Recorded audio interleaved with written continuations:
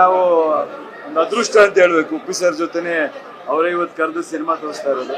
ಯಾಕಂದ್ರೆ ಅವ್ರಿಗೆ ಬೆಳಗ್ಗೆ ಫೋನ್ ಮಾಡಿದಾಗಲೂ ಅದೇ ಹೇಳಿದೆ, ನಾವು ಚಿಕ್ಕ ಹುಡುಗರೆಲ್ಲ ಅವ್ರು ಸಿನಿಮಾ ನೋಡ್ಕೊಂಡು ಎಂಜಾಯ್ ಮಾಡ್ಕೊಂಡು ಸಿನಿಮಾಗೆ ಬರಬೇಕು ಅಂತ ಬಂದಂಥವ್ರು.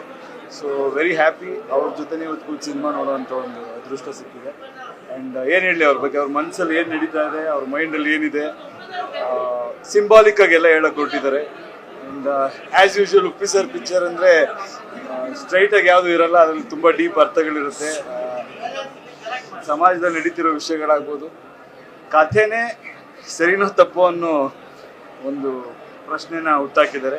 ಯಾವಾಗಲೂ ಅವರು ಹೊಸದಾಗೇನೋ ಒಂದು ಮಾಡ್ತಾ ಇರ್ತಾರಲ್ಲ, ಸೊ ಈ ಕಥೆ ಅನ್ನೋದ್ರಿಂದನೇ ಎಲ್ಲ ಕಾಂಪ್ಲಿಕೇಶನ್ ಶುರುವಾಗಿದೆ ಅನ್ನೋ ಥರ ಪ್ರಾಜೆಕ್ಟ್ ಮಾಡಿದ್ದಾರೆ. ನಿರ್ಮಾಪಕರಿಗೆ ಒಳ್ಳೆಯದಾಗಲಿ. ಆ್ಯಂಡ್ ಆ್ಯಸ್ ಯೂಶುವಲ್ ಎಲ್ಲರೂ ತುಂಬ ಚೆನ್ನಾಗಿ, ಹೀರೋಯಿನ್ ಆಗ್ಬೋದು, ತುಂಬ ಸಾಕಷ್ಟು ಜನ ಕಲಾವಿದರು, ರವಿಶಂಕರ್ ಅವರಾಗ್ಬೋದು, ಸಾಧು ಅವರಾಗ್ಬೋದು, ತುಂಬ ಜನ ಟೆಕ್ನಿಷಿಯನ್ಸ್ಗಳು ಒಳ್ಳೆ ಕೆಲಸ ಮಾಡಿದ್ದಾರೆ. ವಿಜುವಲ್ ಕ್ವಾಲಿಟಿ ಬೇರೆ ಇದೆ. So as usual Uppi sir ಅಭಿಮಾನಿಗಳಿಗೆ ಅವ್ರ ತಲೆಗೆ ತುಂಬ ಕೆಲಸ ಕೊಟ್ಟಿದ್ದಾರೆ ಅಂತ ಹೇಳ್ತಾರೆ. ಒಳ್ಳೇದಾಗಲಿ, all the best, thank you. Cinema ಮೇಲಿಂದ ಜನಗಳಿಗೊಂದು ಫೋಕಸ್ ಸಿಗುತ್ತಾ ಅಂತ, ಐಡಿಯಾಲಜಿ ಮೇಲೆ, ಜೀವನದ ಮೇಲೆ, ಅವ್ರಗಳ ಮೇಲೆ ಅವ್ರು ಹೇಳಿದಾರೆ, ಅವರೇ ಹುಡ್ಕೋಬೇಕು, ಯಾರು ಹುಡ್ಕೊಳಕ್ಕಾಗಲ್ಲ ಅಂತ ಕಥೆಯಲ್ಲಿ. ಸೊ ನಿಮ್ಮ ಇದನ್ನ ನೀವೇ ಹುಡ್ಕೋಬೇಕು ಅನ್ನೋದನ್ನೇ ಅವರು ಹೇಳಕ್ ಹೊರಟಿದ್ದಾರೆ. ನಾನು ಅನ್ಕೊಂಡಿದ್ದೀನಿ, ಉಪ್ಪಿ ಸರ್ನಿ ಕೇಳ್ಬೇಕು ನೀವು. ಜೊತೆಗೆ ಜನವರಿ 8ಕ್ಕೆ ಈಗ ಈ ಸಿನಿಮಾದ ಮೇಲೆ ಮಾಡಿ, ಒಳ್ಳೇದಾಗಿ, ಥ್ಯಾಂಕ್ ಯು. ಎಲ್ರಿಗೂ ನಮಸ್ಕಾರ. ಉಪ್ಪಿ ಸರ್ನ ಪರದೆ ಮೇಲೆ ನೋಡೋದೇ ಒಂದು ಟ್ರೀಟ್. ಅದರಲ್ಲೂ ಅವ್ರ ಡಿರೆಕ್ಷನ್ ಇಷ್ಟು ವರ್ಷದ ನಂತರ ಅಂದರೆ it is a double treat. ತುಂಬ ಯಶೋರ್ ಹೇಳ್ದಂಗೆ ಹಿ ಈಸ್ ವೆರಿ ಇಂಟೆಲಿಜೆಂಟ್ಲಿ ಈ ಫಿಲ್ಮ್ ಮಾಡಿದ್ದಾರೆ. ಆ್ಯಂಡ್ ಎಲ್ಲ ಪಾತ್ರಗಳು ತುಂಬ ಚೆನ್ನಾಗಿ ಮೂಡಿ ಬಂದಿದೆ.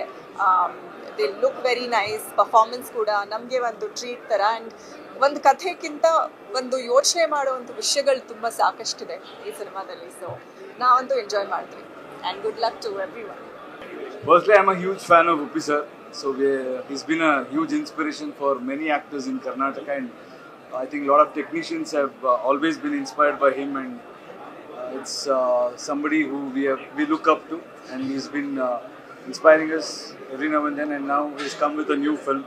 As usual, he has come with something very unique. It's never about just making another cinema for entertainment. He always comes up with some deep hidden meaning and philosophical things he tries to narrate in this film. I'm happy, and I hope people will enjoy it and they will understand what he's trying to say. any updates about Toxic? I'll let you know. Working on it.